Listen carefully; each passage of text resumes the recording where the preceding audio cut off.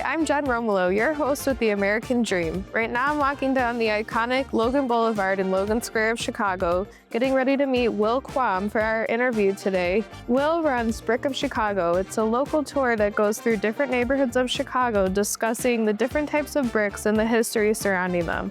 Let's go meet Will.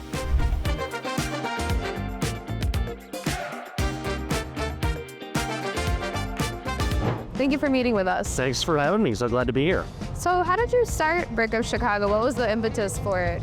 Yeah, so I am from St. Paul, Minnesota originally. I moved to Chicago to actually be a theater teacher.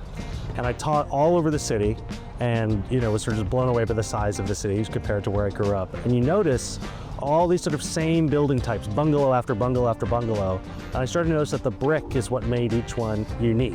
And I started to, from that, notice how many different colors and textures and patterns and designs were possible with brick. So I started taking pictures and started giving tours, and 9 years later, here I am. That's awesome. What does the tour consist of? Like, how long is it? Which neighborhoods do you focus on? So I do 10 different neighborhoods around the city. As far north as Rogers Park, far south is Beverly, with Bronzeville, Hyde Park, McKinley Park, Albany Park, all over the city, and Logan Square, where we are today. And they all start from a place of teaching you that brick is actually a surprisingly really interesting thing. From there, we dive into neighborhood history and architectural history and all the weird little interesting things that have happened in these neighborhoods and what makes them unique.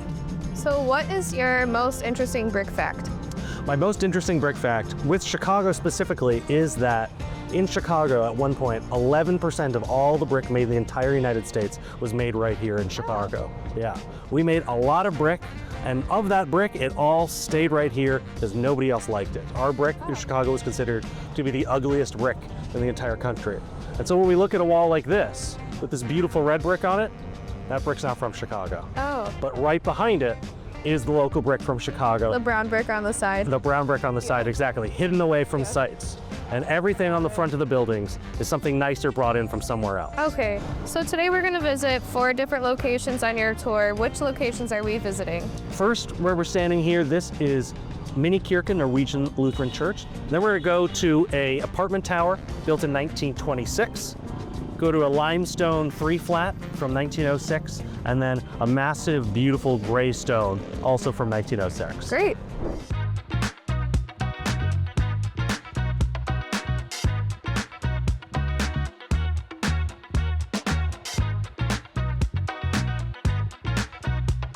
All right, so now we're at our second location. Do you want to tell us about this location? Yeah, so this is an apartment tower built in 1926.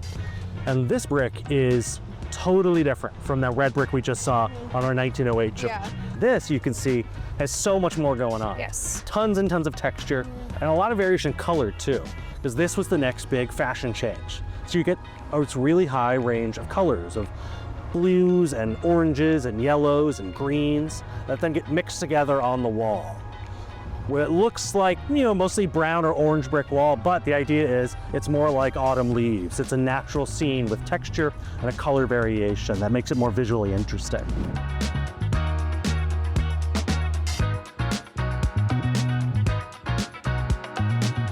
Now we're in our third location, and Will, do you want to tell us about it? Yeah, this is a 1906 3-flat, so it's 3 apartments in it. It's covered in limestone, not brick, but brick is what's holding it up. The limestone's there, just decorative. But the real reason I love this building is because of this guy right here, this little face peeking out of the column right there. And what it is, it's what's called a green man. The green man comes from Northern European folklore and is this creature, this person made of the earth and made of leaves and vines and trees, and oftentimes tucked away into architecture, just like you could see right here.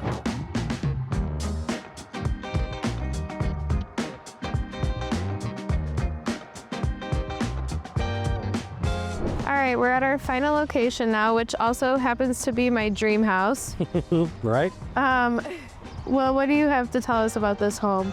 So this house was built for John Rustman and his family. John Rustman made a lot of money making ice. He founded the Jefferson Ice Company. Covered in all that limestone, same limestone we saw before, what's called Bedford limestone, this smooth gray limestone you see all over Chicago, but it's also the same limestone you'll see on National Cathedral or on the Empire State Building.